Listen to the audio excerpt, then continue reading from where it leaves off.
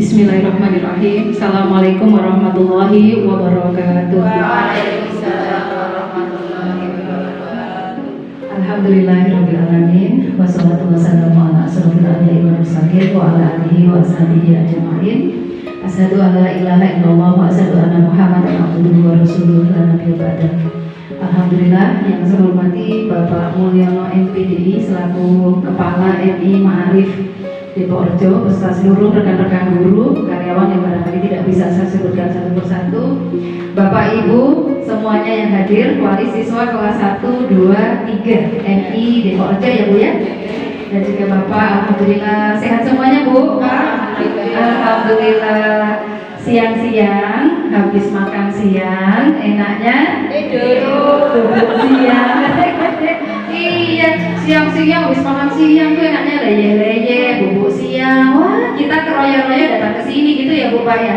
Baik, dari rumah diniatkan untuk silaturahmi, tolabul ilmi. Semoga tidak ada yang sia-sia dari waktu yang kita luangkan siang hari ini. Gitu ya Ibu Bapak ya.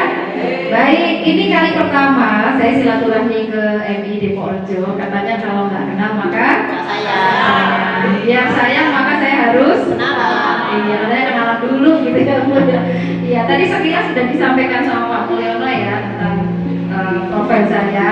Ini sedikit aja deh gitu ya. Saya ibu, sama seperti panjenengan, saya ibu dari 3 orang anak. Kemudian anak pertama saya sudah SMP, yang kedua SD kelas 6, dan yang ketiga TKB ya Bu ya. Saya sehari-hari bekerja sebagai seorang psikolog yang sepertinya masih agak asing di telinga kita. Psikolog itu pekerjaannya ngapain gitu ya. Sebagai gambaran dulu buat ibu-ibu, Kebumen itu dari 35 kabupaten se-Jawa Tengah, kita itu peringkat nomor 5 untuk kasus-kasus kejiwaan. Jadi karena kita di Kebumen berarti kita termasuk yang memiliki kerawanan gitu. Kemudian kita sakit secara kondisi kejiwaan. Kalau ibu-ibu sehat semua kan hari ini? Sehat. Fisiknya sehat ya? Sehat. Jiwanya sehat? Sehat. Yang bilang pusing, sehat nggak ya? Insya Allah kalau kita berpikir sehat, insya Allah sehat. Ya. Oke, kemudian saya juga kebetulan 1 bulan sekali diamanai untuk di Puskesmas Karanganyar bareng dengan psikiater dari Magelang, Dr. Ajib ya, untuk melakukan pemeriksaan kejiwaan di Puskesmas Karanganyar. Kebetulan saya juga terlibat di Dinas Perlindungan Perempuan Anak Kabupaten Kebumen, yang nanti selama saya mengisi Ibu dan Bapak, saya ingin cerita begitu banyaknya kasus anak dan remaja yang harapannya itu nggak terjadi pada anak-anak kita, gitu ya. Oke, panggil saja saya Bu Robi, Mekaten. Ya. Next, pertama saya praktek mandiri di Lembaga Psikologi Vision. Karena memang dari awal saya memang lebih suka ke wilayah-wilayah edukasi, pencegahan gitu. Maka saya hadir di depan Bapak Ibu siang hari ini juga dalam rangka mencegah agar kasus-kasus yang ini banyak sekali terjadi, mulai dari kasus kecanduan game online, kecanduan pornografi, kemudian disiplin sekolah rendah, kecemasan, korban bullying, gangguan mental, anak-anak korban perceraian orang tua, anak yang sering konflik sama orang tuanya gitu ya. Ini nggak terjadi. Kalau sudah terjadi, masih bisa dibenahi. Karena selama Allah masih memberi kesempatan kita untuk membuka mata, berarti Allah masih dikasih kesempatan kita merubah apa yang seharusnya kita ubah. Gitu ya, Ibu Bapak ya. Iya. Bapak-bapak ngantuk nggak di belakang? Iya. Ini yang ganteng cuma 1, 2, tambah Pak Mulyono sama tadi Pak Guru. Tapi selalu begitu Bu. Kalau acara parenting itu mesti yang hadir mah dominannya emak-emak. Nanti emak-emak wajib transfer sama bapak-bapak di rumah. Siap ya? Iya. Ini kasus-kasusnya ya. Nanti kalau saya cerita ke ibu bapak sampai maghrib kayaknya nggak selesai. Jadi kasus-kasus yang sepertinya kayak di sinetron itu di Kebumen sudah saya jumpai. Ada ini kasus-kasusnya. Nah, balik kita ke keluarga dulu. Sebelum kita bicara parenting, kita bicaranya tentang keluarga. Keluarga dibentuk dari 2 orang dewasa, ibu dan bapak, laki-laki perempuan dewasa yang komitmen untuk membentuk keluarga. Betul ya Bu ya? Iya. Ibu-ibu di sini boleh saya tanya yang hadir ini, yang anaknya kelas kelas 1, 2, 3 ini anak pertama, acung. Anak pertama. Oke, kelihatan dari wajahnya. Masih muda. Iya, selain yang acung saya nggak ngasih ini loh ya.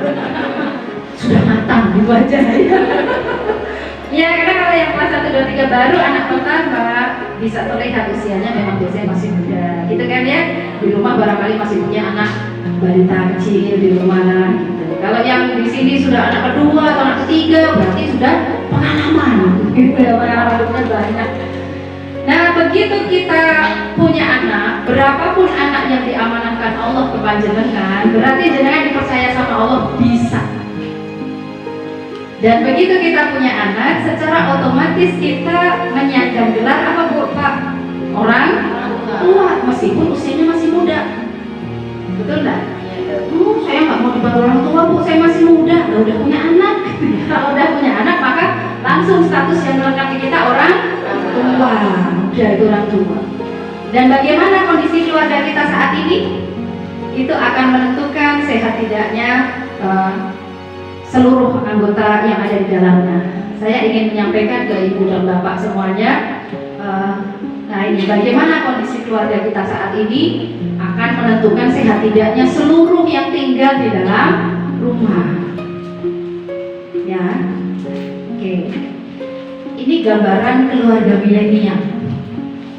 Kalau tema kita ini tentang masalah gadget, pemandangan seperti ini sering ada di rumah kita nggak Bu, Pak? Iya, sendiri-sendiri. Kayaknya bersama tapi Sendiri-sendiri. Iya kan? Iya. Coba dilihat itu. Bapaknya jawab pesan kerjaan, ibunya yang bingung ini. Aduh, aku ngomong karo sopo. Anak pertama, karo HP-nya anak kedua, anak ketiga, suaminya ya sibuk, begitu kan? Jadi ibunya itu cuma ngomong itu bingung lah, aku ngomong karo sopo. Nonton drakor. Akhirnya ibunya nonton drakor kan gitu. Nah, maka penting sekali kita menjaga kesehatan keluarga kita. Ini sebenarnya saya itu ada ada lagu ini sebenarnya itu lagu keluarga Cemara sebenarnya. Tapi sepertinya nggak kedetek di laptop ini, nggak apa-apa. Ini saya ingin sampaikan. Ini berita sudah banyak wirawiri di media sosial. Untuk kita renungkan. Kenapa ada fenomena ada gadis remaja nekat bunuh diri lantaran sering dimarahi orang tua. Bahkan selama dari kemarin ada kasus siswa yang sampai mengembuskan nyawa terakhirnya karena berkali-kali dipukuli orang tuanya. Karena diajari belajar online, nggak mau, nggak mudeng-mudeng gitu ya, sehingga orang tuanya naik darah. Ini nggak sedikit kasus seperti ini. Atau yang seperti ini, ibu bapak harus tahu nih, karena kita orang tua di era milenial. Ini namanya self harm.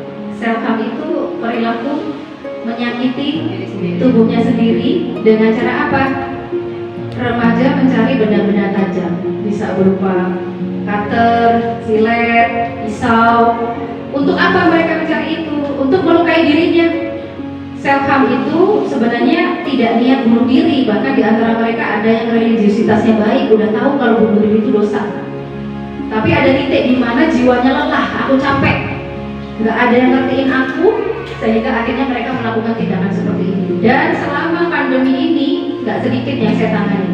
Self harm ini lebih banyak di remaja perempuan dibandingkan remaja laki-laki. Karena ini sudah dilakukan riset bahwa ternyata dari 5 remaja putri, 1 diantaranya pernah melakukan tindakan itu.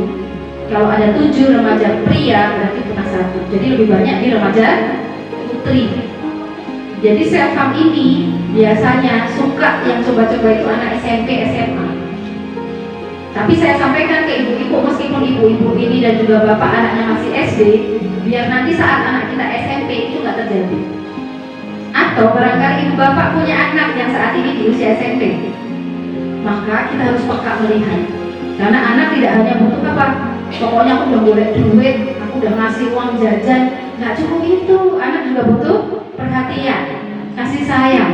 Karena self harm ini sebenarnya semacam kebutuhan bahasa. Anak tidak tahu bagaimana mengutarakan perasaannya dengan kata-kata, nggak bisa ngucapin ke orang tua, sehingga mereka menunjukkan apa? Lewat luka di tubuhnya. Coba kalau aku udah melukai tubuhku, orang tua aku ngerti nggak? Bahkan banyak remaja-remaja itu yang ketika ke saya cek, boleh nggak profil lihat tangannya? Sininya sudah penuh luka. Kalau nggak di area pergelangan tangan sampai siku, berarti di daerah kaki dalam. Dan ketika saya bilang, orang tua aku tahu nggak? Mereka jawab apa? Enggak.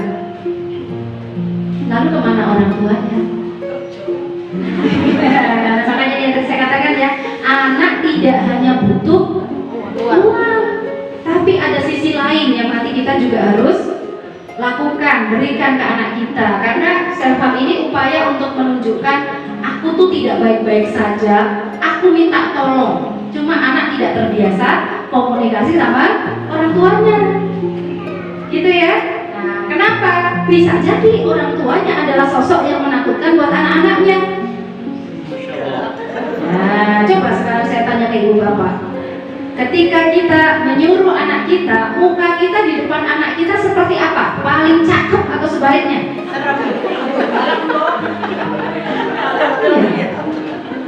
Kalau orang tua jadi sosok yang menakutkan buat anaknya, terus anaknya mau cerita ke siapa? Anaknya mau ngeluh ke siapa? Dan bapak ibu bersyukur ketika anak-anak kita masih SD, itu usia masih gampang kita rempuh. Sebandung-bandungnya anak-anak SD itu masih bisa diluruskan. Kalau makin gede makin sulit. Maka mumpung anaknya masih SD, ayo kita berbenah. Bapak ibu siang hari ini ketemu saya bukan sebuah kebetulan. Pasti udah tercatat 500.000 tahun yang lalu di Lauhul Mahfuz bahwa siang ini kita akan ketemu. Untuk apa? Saya sebagai perantara untuk mengingatkan ibu dan bapak bahwa ini loh, kita harus bersungguh-sungguh merawat, mendidik anak-anak kita, karena kita sudah diingatkan oleh Allah dalam Quran surat Al-Isra ayat 34. Apa ini? Orang tualah yang menginginkan anak dan keinginanmu adalah janjiku kepada Allah. Kelak kita akan dimintai pertanggungjawabannya. Maka saya sering sampaikan kepada banyak orang tua bahwa ngasuh anak iya capek, tapi setiap capeknya kita dihitung sama Allah sebagai ibadah. Ya Bu, dampingi anak belajar di rumah capek nggak? Merasa emosi nggak? Gitu ya. Kalau bapak-bapaknya suka dampingin anaknya bikin PR nggak Pak?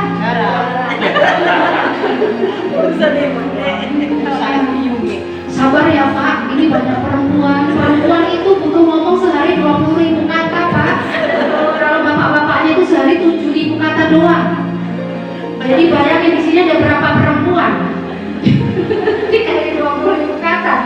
Maka ketika yang ditanya bapak, yang jawab ibunya. Iya kan, karena kebutuhan ngomong kita karena juga perempuan kan, itu lebih banyak dibanding laki-laki suami kita. Maka coba di rumah yang lebih banyak ibunya apa bapaknya ngomong? Ibunya. Nah, berarti ibu-ibu ini wanita banget. Berarti normal ya bro? Normal. Tinggal diarahkan 20.000 kata itu kata-kata yang positif. Karena kalau 20.000 itu kata yang negatif, nggak kebayang saya. Anaknya kayak gimana? Suaminya bagaimana? Begitu ya.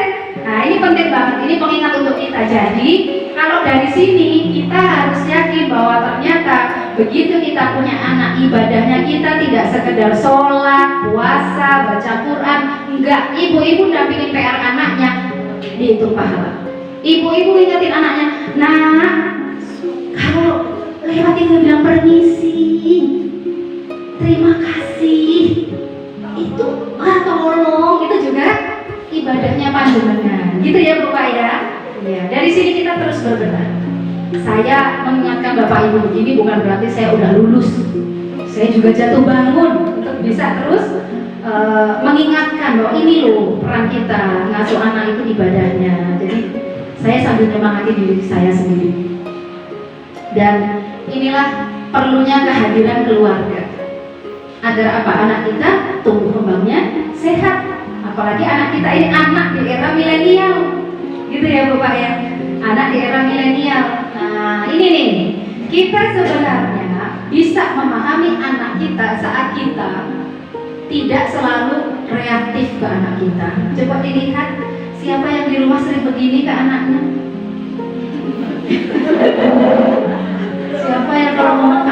model begini? Ya kadang-kadang Bu. Saking keselnya saya tuh Bu. Saya cek ya, yang pagi ini lolos tidak marah ke anaknya, ngacu. Ada yang bilang, aduh aku Robi tanyanya hari ini gitu. Coba kemarin gitu. Ibu yang belakang bisa lihat slide di depan nggak? Bisa lihat gambarnya? Meskipun remung-remung ada lihat ya Bu ya. Ini tuh kita lihat, kalau kita komunikasinya seperti ini, bisa dibayangin mata anak ini ngarah kemana Bu? Ini mata sebel. Mata sebel. Ini dalam hatinya itu gitu ya. Nanti kalau udah gede gantinya. Itu ibunya balik kanan, dia nyari adiknya. Ganti kan adiknya juga gini. Persis kayak kalau emaknya ngomong ke dia. Ya, maka ini pengingat bahwa ternyata anak kita adalah fotokopi kita. Ya. Coba Bu, lihat itu anaknya itu dilihat. Ya Allah, nek nesu dulu aku. Persis gitu kan. Iya, inilah gitu ya. Dan perhatikan Ibu bahwa kondisi emosi itu ada kaitannya sama kesehatan badan kita. Maka dalam ngasuh anak perlu perhatikan sisi emosi. Siapa yang pengen sehat? Ngacu. Sudah perlu tanya lagi. Ya semuanya pengen sehat. Maka kalau pengen sehat, salah satu caranya adalah kontrol emosi. Oke, cara kontrol emosi salah satunya tahu dampak kalau kita nggak ngendalin emosi. Perhatikan, di dalam ilmu kejiwaan itu ada istilahnya psikosomatik. Psiko itu pikiran, soma itu tubuh. Antara pikiran dan tubuh itu saling terkoneksi. Bahkan pikiran itu peranannya 90%. Kemudian yang tengah ini perhatikan. Kalau ada 6 dari 10 pengidap kanker, kalau ada 10 pasien kanker, 6 diantaranya itu punya problem, masalah forgiveness issue atau sulitnya memaafkan. Coba Ibu, antara laki-laki sama perempuan yang lebih banyak kena kanker itu laki-laki apa perempuan? Dari namanya kelihatan ya? Kanker payudara, kanker rahim, kanker leher rahim, gitu kan? Perempuan semua, meskipun bapak-bapak juga bisa kena. Nah, pertanyaannya, yang sulit memaafkan itu laki-laki apa perempuan? Sebenarnya memaafkan gampang atau susah? Tergantung masalahnya Bogi gitu ya. Nek gampang Bu, kalau ringan mah nggak minta maaf udah tak maafin. Tapi kalau berat, ya kose-kose. Ya, maka perhatikan sebenarnya kalau kita nyimpen rasa sakit hati itu nyimpen penyakit. Terus yang ketiga, ini perhatikan. Setelah 2 jam marah-marah, seseorang dapat terkena resiko stroke 8,5 kali lebih tinggi. Sehari kita bisa marah berapa kali ke anak kita? Anaknya 3 dihitung, marah ke anak pertama berapa kali, marah ke anak kedua, marah ke anak yang ketiga, gitu ya. Tinggal hitung. Maka ibu bapak boleh loh lihat tanda kanan kiri yang oleh Allah diuji sakit stroke. Tanpa berniat menghakimi, bukan, tapi kita mengambil pelajaran. Dulu waktu sehat, manajemen emosinya kayak apa? Karena ini sudah dilakukan riset bahwa kalau kita sering ngegas, ya Bu, kalau masuk anak suka ngegas sama keren? Gasnya kecepatan tinggi mana ya Bu ya? Iya, sering ngegas ke anaknya. Setelah 1 kali aja kita marah, 2,5 jam setelahnya kita punya resiko kena stroke. Apalagi bagi ibu-ibu, bapak yang memang sudah ada genetik sakit hipertensi dari turunannya gitu. Itu harus lebih hati-hati. Tambah umur, tambah belajar, nggak boleh sering ngegas. Ya, jadi paling nggak minimal dari sini kita belajar. Karena saya pengen jadi orang tua yang menyenangkan buat anak saya mulai hari ini latihan tidak ngegas ke anak saya. Insya Allah. Kalau dulu tegasnya tiap hari, besok diganti. Daun, selang-seling. Senin ngegas, Selasa enggak, Rabu ngegas, Kamis enggak, gitu ya. Udah lulus ganti Senin Kamis, kata ibu. Kalau mau marah ingat, ini dina apa ya? Kalau jadwalnya marah berarti gak boleh marah.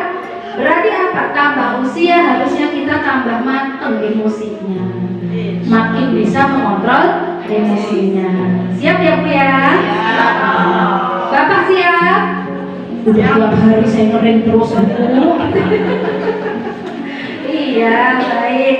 Jadi ini berlaku baik untuk ayah maupun untuk ibu. Dua-duanya sama, ya.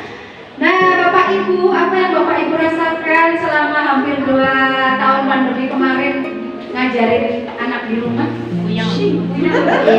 Enak kalau anaknya sekolah apa dari di rumah? Enak sekolah. Terus pada curhat ya. Sama. Saya senasib kan sama ibu-ibu, saya juga dampingi 3 anak itu daring di rumah, luar biasa. Maka sekarang kita bersyukur Allah sayang sama kita, pelan-pelan kehidupan dan mulai normal ya Bu. Iya, bersyukur, tapi tetap harus jaga prokesnya ya, ini penting. Nah, apa yang harus orang tua lakukan sih sebenarnya selama dampingin anak itu belajar di rumah? Karena ternyata selama dari kemarin menyisakan anak-anak yang awalnya nggak kenal HP jadi kenal HP. Jadinya kecanduan. Ada kan, apalagi masih kelas 1, 2, 3. Awalnya ibu bapak mah kenceng, enggak usah cilik, enggak usah. Tapi lama-lama apa? Gitu ya. Maka terjadilah kasus-kasus kecanduan gadget. Jadi sebenarnya kalau kita bicara gadget itu sebenarnya perangkat elektronik yang ada di rumah kita ya Bu. Tidak hanya HP, bisa televisi, bisa iPad, komputer atau apa yang di rumah. Sebenarnya tidak sepenuhnya negatif Bu. Jadi media itu positif kalau yang ditonton anak kita muatannya edukatif. Kalau ada rasa hiburan, memang ngurangin jenuh sebenarnya anak-anak itu kan. Awal-awal kan pinjam HP karena bosen. Pinjam HP mah bosen kan gitu. Kemudian juga kalau dikonsumsi secara proporsional. Waktunya, perhatikan waktunya. Kemudian yang keempat, kalau ada pendampingan dan tempat bertanya. Misalkan anak melihat sesuatu yang itu dia bisa tanya, bukan cuma ngumpet. Maaf, ini yang saya sampaikan karena memang ada beberapa ibu yang konsul ke saya. Anak malam-malam ibunya dapat tiduran, ternyata anaknya apa? Mojok tutupan bantal. Dikirimin link sama temennya, anaknya baru kelas 3 SD, perempuan. Iya. Dan itu pakai HP orang tuanya. Perhatikan ya. Nah, maka ini juga harus jadi perhatian kita para orang tua. Nah, negatif kalau yang ditonton anak kita muatannya negatif, yang ada unsur pornografi ataupun kekerasan. Kemudian hiburan yang mengungkapkan pelecehan, kata-kata kasar. Sekarang yang namanya anak-anak mengungkapkan kata ANJ, itu udah kayak biasa banget. Anak sekarang ya. Ini kan satu hal yang penurunan akhlak luar biasa. Kalau anak kita mengenal itu, maka kita luruskan pelan. Maaf nak, itu tidak sopan. Kita pas ngingetin itu, dicatat tuh sama malaikat. Roke Bapak Atet. Roke Bapak Atet. Ada Pak boleh orang nanti ya. Kalau amal baik dicatat malaikat. Roke ibu. Ditanya sama anaknya ini ya. Malaikat Rokib dicatat, oh ibu ini pernah dalam sepanjang hidupnya ngingetin anaknya untuk berkata sopan. Jadi Bu, kalau ngingetin anak jangan berharap sekali diingetin terus seumur hidup dia ingat. Ada kalanya terpengaruh lingkungan kan? Maka dia diingatin lagi. Nah, ibu sudah pernah bilang, ayo kata-katanya harus sopan. Tidak boleh bosan mengulang. Gitu ya Bu ya. Nah, ini penting karena anak kita banyak belajar dari situ. Kemudian negatif kalau mengkonsumsinya tidak proporsional, waktunya berlebihan, bahkan lebih dari 2 jam terus menerus gitu ya. Kemudian orang tua tidak melakukan kontrol media, bahkan ada yang lebih pintar anaknya daripada orang tuanya. Gimana Bang G? Orang tuanya HP-nya cuma buat SMS, mana ada. Anaknya begitu orang tuanya punya rezeki langsung beli iPhone, HP Android termahal. Nah ini orang tuanya nggak bisa buka. Nah ini bahaya juga, orang tua tidak peduli teman sebaya. Ya, maka paling enggak kita harus punya kepedulian ke anak-anak kita. Karena anak-anak kita ini Bu, Pak, disebut anak-anak digital native, anak-anak yang lahir di era digital. Coba diingat-ingat dulu pada saat anak bapak ibu lahir, saya yakin di rumah itu tidak hanya satu orang yang sudah punya HP. Maka disebut anak-anak digital native saat teknologi sudah berkembang pesat. Beda sama ibu bapak kan? Kalau ibu bapak dulu kan lahir saat apa? Teknologi belum berkembang gitu kan. Nah, kalau bapak ibu itu disebut digital imigran.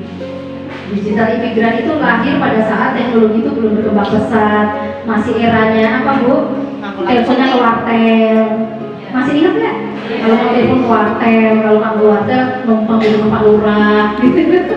Sedesa paling yang punya telepon 2 atau 3 orang, gitu. Kalau sekarang serumah itu semuanya punya satu, 5. Satu orang punya 2, gitu ya Bu. Itu jadi inilah anaknya digital native, orang tuanya digital imigran. Nah, perbedaannya jauh. Maka kemudian kalau kita nggak menyesuaikan diri nanti bisa timbul masalah. Nah, inilah anak-anak kita. Dari mana anak belajar mengenal gadget? Dari mana anak-anak belajar mengenal HP? Bahkan dari sejak anak itu belum dilahirkan. Pernah datang ke acara pengantinan? Masih duduk di kursi pelaminan seperti ini suami, ini istri, anaknya belum dibuat. Ini udah menang HP ya? Iya, udah update status sendiri. Terus punya anak, begitu punya anak ini dari sejak di pangkuan masih bayi, oe-oe itu udah lihat terus tiap hari.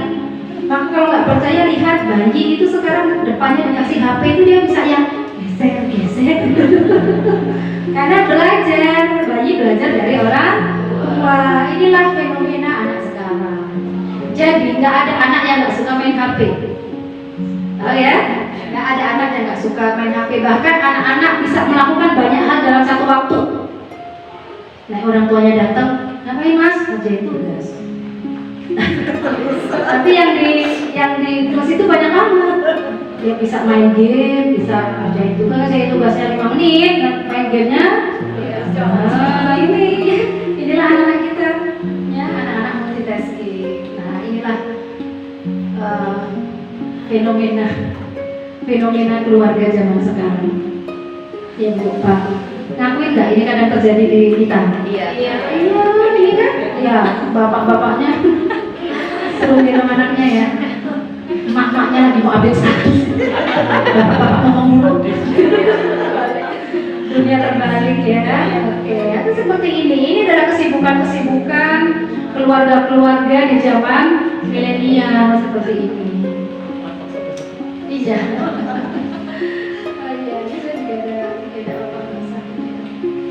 Nah, maka kalau kondisinya seperti itu terus, yang dikhawatirkan ini nggak ada bonding dalam keluarga. Bonding itu apa? Ikatan dalam keluarga makin lemah. Karena masing-masing sibuk dengan HP-nya dewi-dewi. Yang kedua, anak-anak banyak yang mengalami kesulitan belajar. Yang ketiga, banyak anak-anak yang mengalami penyimpangan dan kekerasan seksual. Kenapa penyimpangan? Saya itu kalau bicara hampir 2 tahun pandemi ini, kasus pelecehan seksual pada anak meningkat drastis.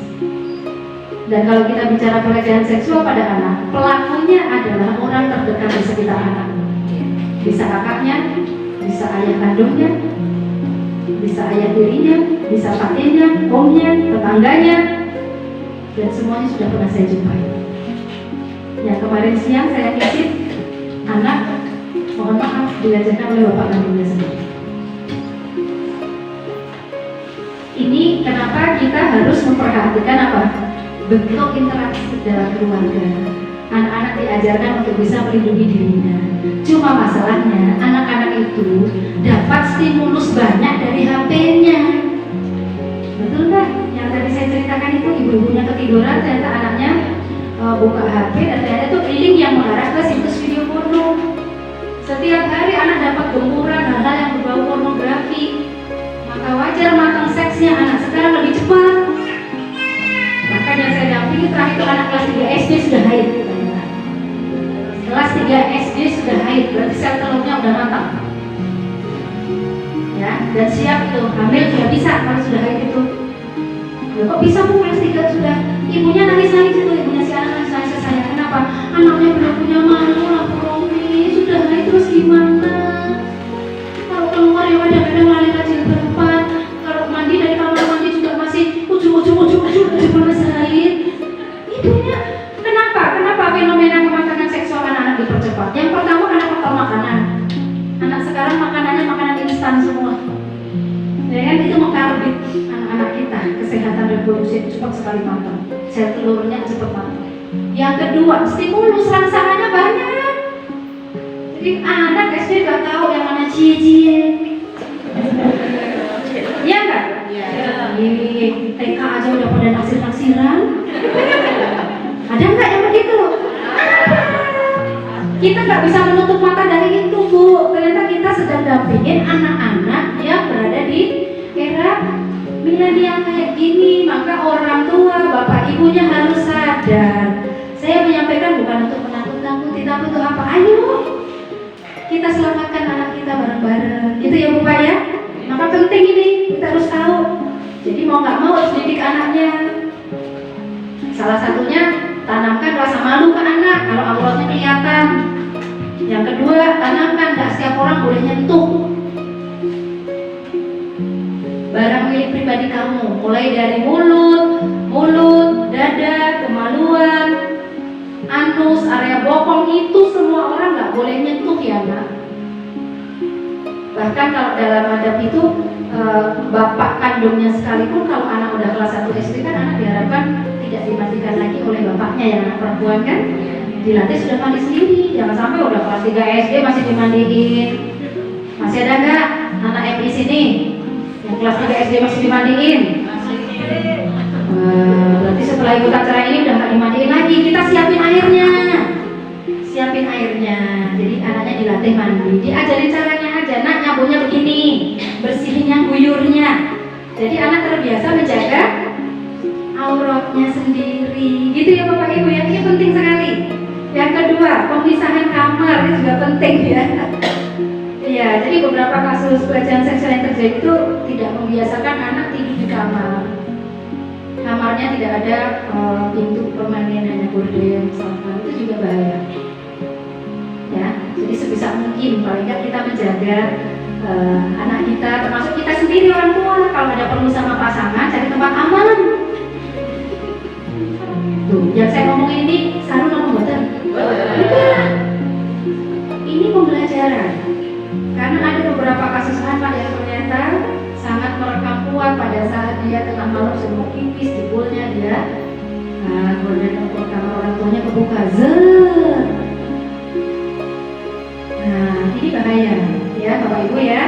Nah, maka hal seperti ini harus diperhatikan karena ini diatur. Mau kita jajannya dia diatur. Ya, oke, ini penting sekali karena kasus-kasusnya banyak dan anak kita dapat terus stimulasi dari gadgetnya. Banyak juga kasus anak-anak yang mengalami terlambat bicara, anak-anak yang mengalami gangguan konsentrasi karena berlama-lama dengan HP-nya, anak kecanduan game dan seterusnya. Ya, kasusnya banyak sekali. Nah, jadi akhirnya terjadilah yang namanya adiksi. Adiksi itu kecanduan. Kalau anak itu kecanduan, gitu ya. Sebenarnya kalau kita bicara kecanduan itu kan karena anak itu sangat nyaman pada satu aktivitas dan tidak bisa nyaman lagi pada aktivitas yang lain, gitu ya Bapak Ibu ya. Dan itu di sini, ya. Nah, apalagi kalau udah kecanduannya pornografi, ini ngeri sekali. Pertama kali anak mengenal pornografi itu biasanya pertama tidak sengaja melihat. Anak juga merasa tidak aman, tapi ada rasa penasaran. Setelah itu tahap yang kedua, terjadi pelepasan dopamin dalam otak sehingga anak itu merasakan nyaman dan kepengen lagi. Sehingga terjadilah kecanduan atau adiksi dan akhirnya tidak peka lagi, tidak terangsang lagi kalau stimulusnya sama. Jadi anak kepinginnya lihat yang beda lagi, maka tingkat pornografinya meningkat dan endingnya anak itu akan melakukan. Bahayanya di situ. Semakin sering melihat, dia ada keinginan untuk mempraktekkan, melakukan. Nah, bayangkan kalau anak kita sudah matang secara seksualnya misalnya, ya ini bahaya. Maka mumpung anak kita masih kelas kecil, ayo kita lindungi. Belum lagi kalau bahayanya game. Ini sering saya perlihatkan ke anak laki saya, karena bukan saya tiga, itu yang satu laki-laki yang kelas 6 SD. Ini sering saya sampaikan ke dia. Nah, ini gambaran orang kalau dia kecanduan game online.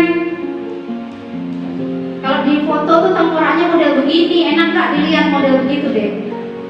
Nggak enak. Dia cita-citanya misalkan jadi tentara, mana ada tentara merah begini? Ya, karena kalau main HP, main game itu kadang posisinya kan sak gelemnya sendiri, yang penting nyaman ya Bu. Bener nggak? Awal main game itu duduk, capek ganti miring, capek ganti tengkurap, capek lagi ganti, terus seperti itu kan. Nah ini yang terjadi. Anak jadi malas belajar, kerusakan mata, fisiknya jarang bergerak, nggak mau bersosialisasi, waktu belajar terganggu, tidurnya lambat, bahkan kalau pagi dibangunkan susah, sering terlambat sekolah, dan akhirnya susah konsentrasi. Sehari-hari sering lihat game lah, guru di sekolah nggak kayak game. Ya, karena kalau HP itu kan stimulasi visual, audionya kan kencang sekali Bu, sering berganti-ganti gambarnya, warnanya. Nah Bapak Ibu guru kan nggak bisa ganti-ganti warna. Maka anak-anak mudah mengalami gangguan konsentrasi. Karena Bapak Ibunya ya begitu aja, bajunya dari awal misalkan biru ya biru sampai selesai pelajaran kan. Anak dalam dunia oh ganti-ganti warna sih. Maka di situ kan gangguan konsentrasi awal bermula Bapak Ibu. Kalau kita lihat kenapa Bu Rofi main game, main HP lama itu bisa mempengaruhi konsentrasi ya dari situ. Ya, oke. Ini yang tadi pornografi, belum dikatakan pornografi itu istilah lainnya narkolema, narkoba lewat mata. Kalau ada narkoba yang dimakan lewat oral, lewat mulut, ada narkoba yang bisa masuk lewat mata, yaitu pornografi Bu. Cuma orang tua banyak yang nggak sadar ini, banyak yang belum sadar bahwa anak kita ini rentan terkena ini.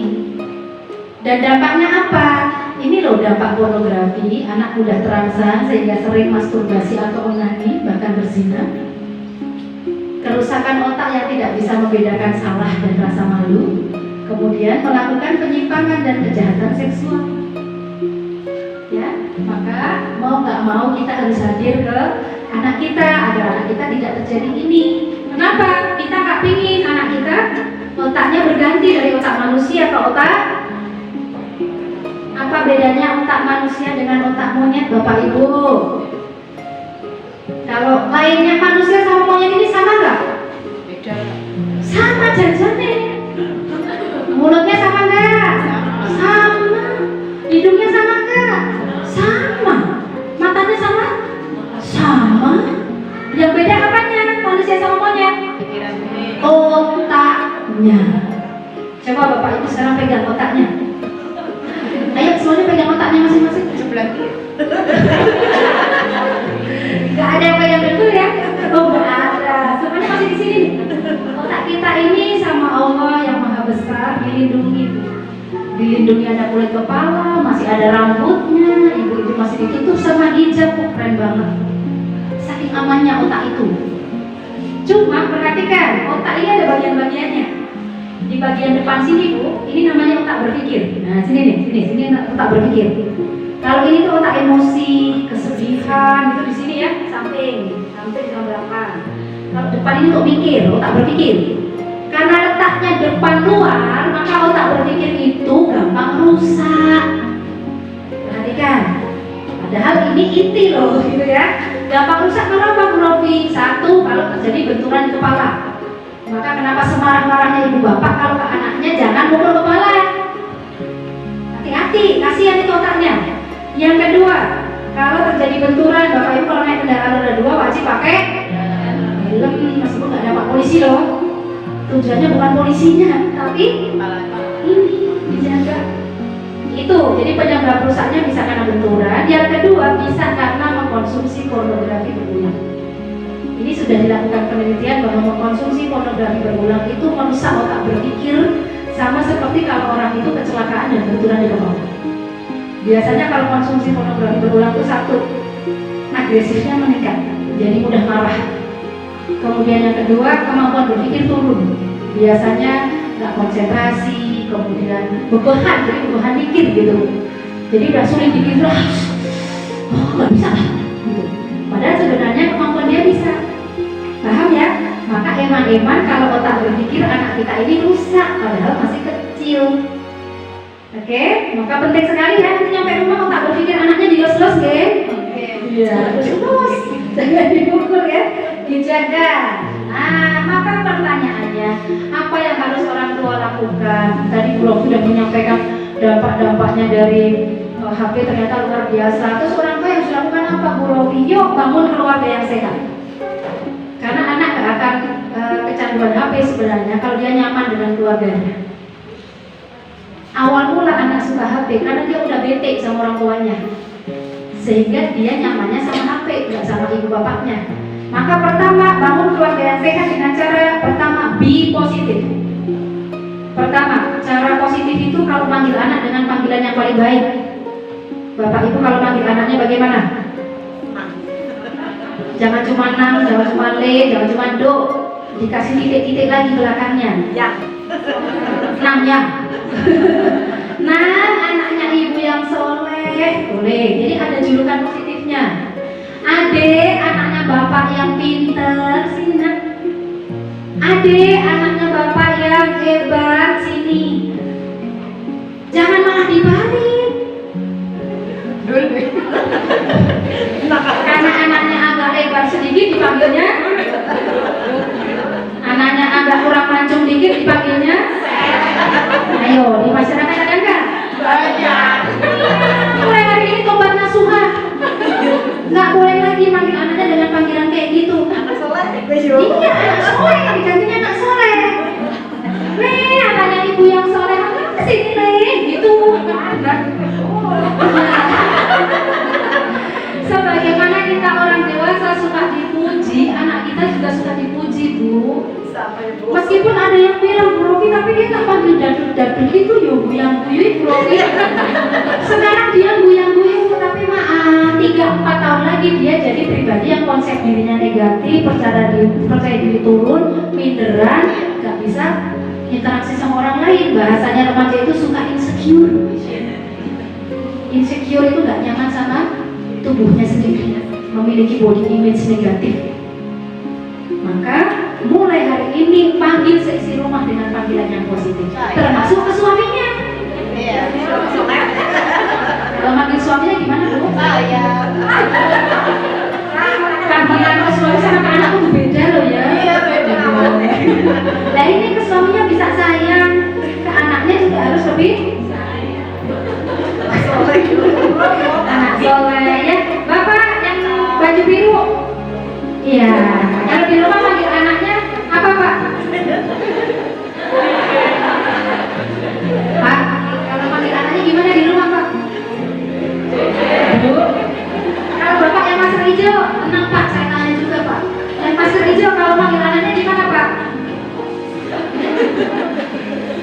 Mulai hari ini nanti dikasih embel-embel belakang ya, Pak.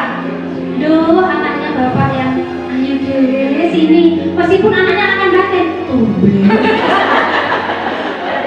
Kenapa tumben? Karena gak biasa-biasanya bapak ibunya kayak gitu. Kenapa sekarang manggilnya begitu?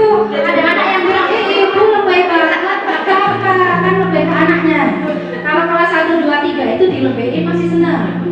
Kalau kelas 4, 5, 6 nanti harus beda ujinya, nggak boleh lebih lagi.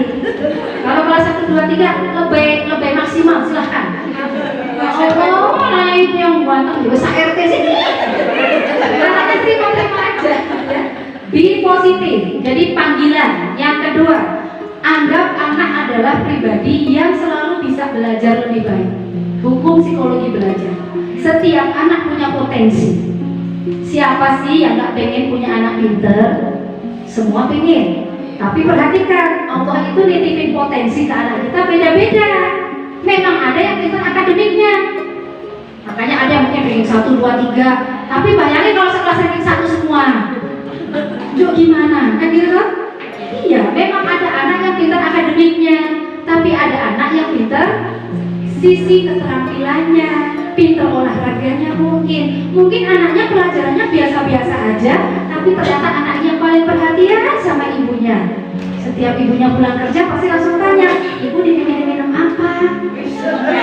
Ada anak yang seperti itu. Atau ada yang mungkin pelajarannya di sekolah biasa-biasa aja, tapi dia yang paling rajin nyapu di rumah. Tiap rumah kotor dia bersihkan, dia rajin sekali.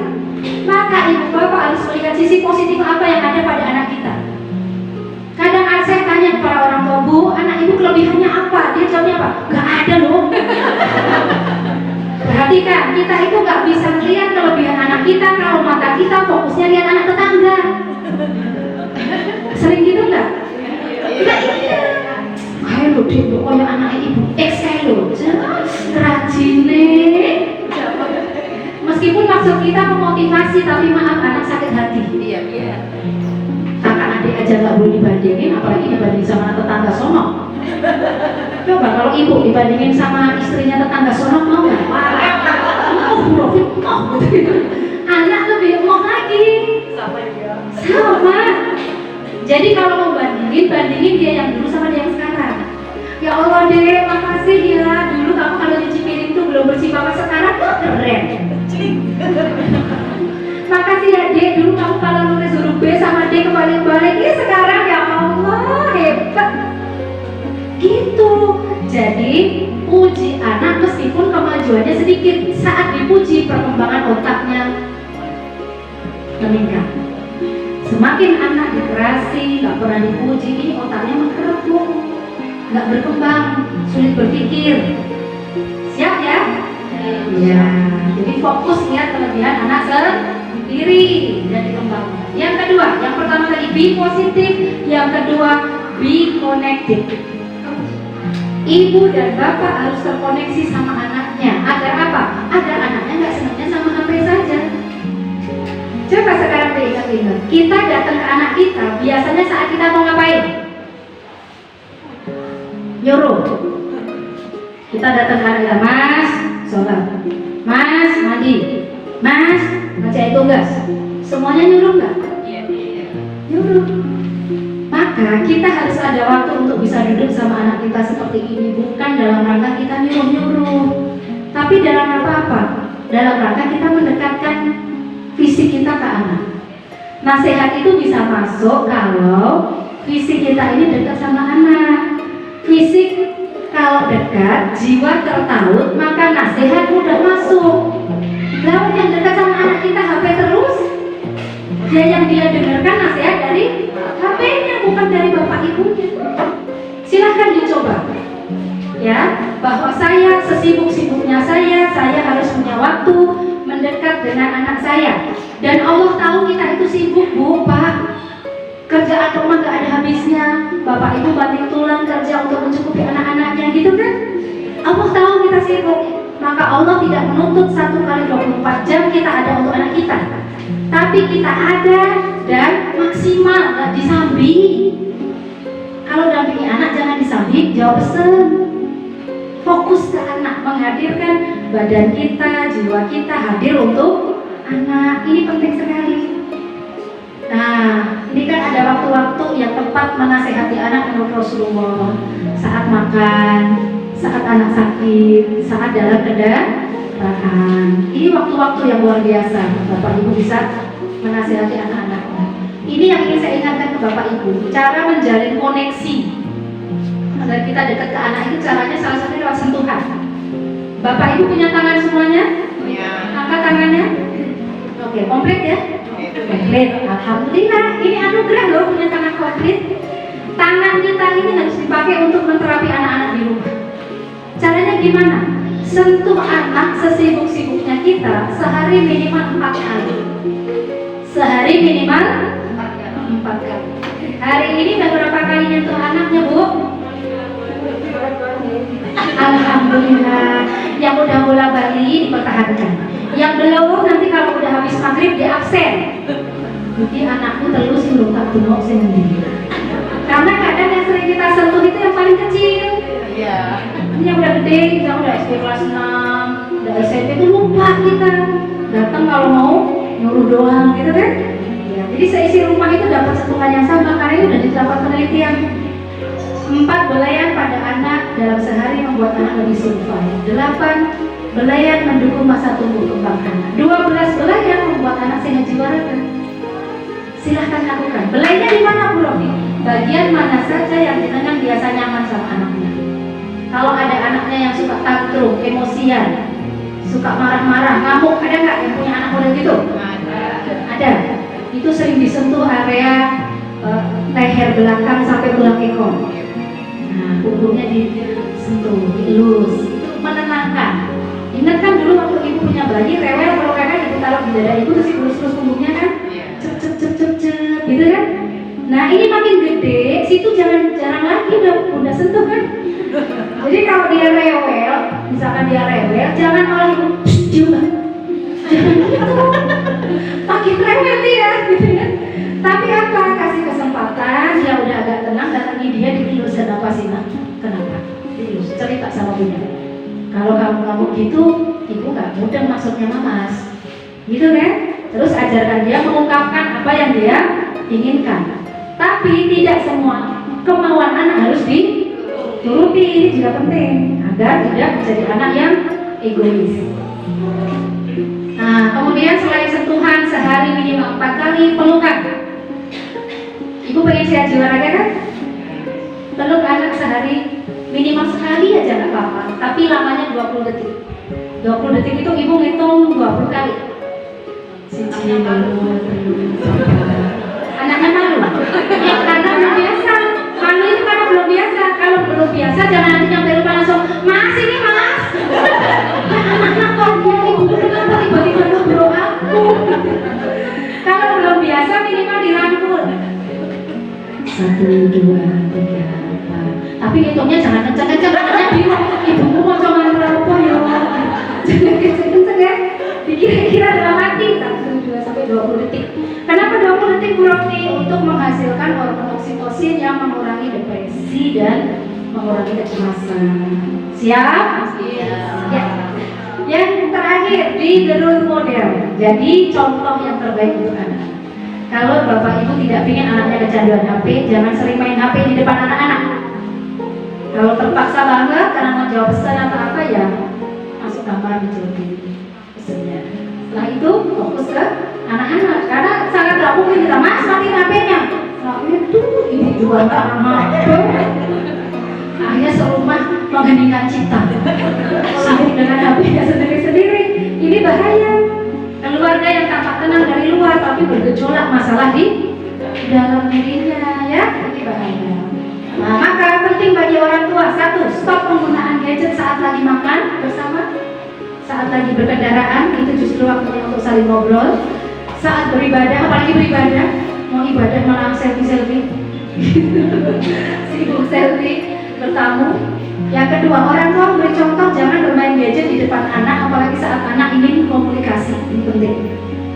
Yang ketiga, jangan membuka dan menyimpan video situs porno dalam gadget, laptop, atau komputer. Perhatikan, ini penting buat bapak ibu, karena biasanya anak kelas 1-3 masih suka pinjam HP orang tuanya. Betul? Dan kadang di HP bapak ibu yang Android biasanya ada banyak grup WA maupun Telegram, betul kan? Ya, dari beberapa grup itu kadang-kadang ada yang suka iseng-iseng gitu, ngirimin gambar gak jelas, atau ngirim emoticon atau apa namanya, apa bu? Stiker, stiker yang kadang gak jelas. Maka kalau kita tahu HP kita juga sering diakses anak, bapak ibu harus rajin bersih-bersih. Segera dibersihin itu, clear all, bersihin. Yang kira-kira kontennya nggak jelas hapus. Nah kita orang dewasa lihat konten kayak gitu kita ada pelariannya gitu kan? Nah kalau anak-anak pelariannya kemana? Nah dia rentan jadi korban, hati-hati ya. Oke, kemudian yang terakhir, perkuat pendidikan agama. Ini modalitas. Kalau anak fondasi agamanya baik, insya Allah dia paham ya. Kemudian apa? Libatkan olahraga, terutama bapak ibu yang punya anak laki. Anak laki-laki itu lebih cepat terangsang secara visual. Maka kenapa yang lebih mudah terkena kecanduan pornografi itu laki-laki dibandingkan perempuan. karena laki-laki melihat aja bisa terangsang. Maka perhatikan, yang punya anak laki-laki, buat dia dari sejak kelas 1, 2, 3 dia senang olahraga.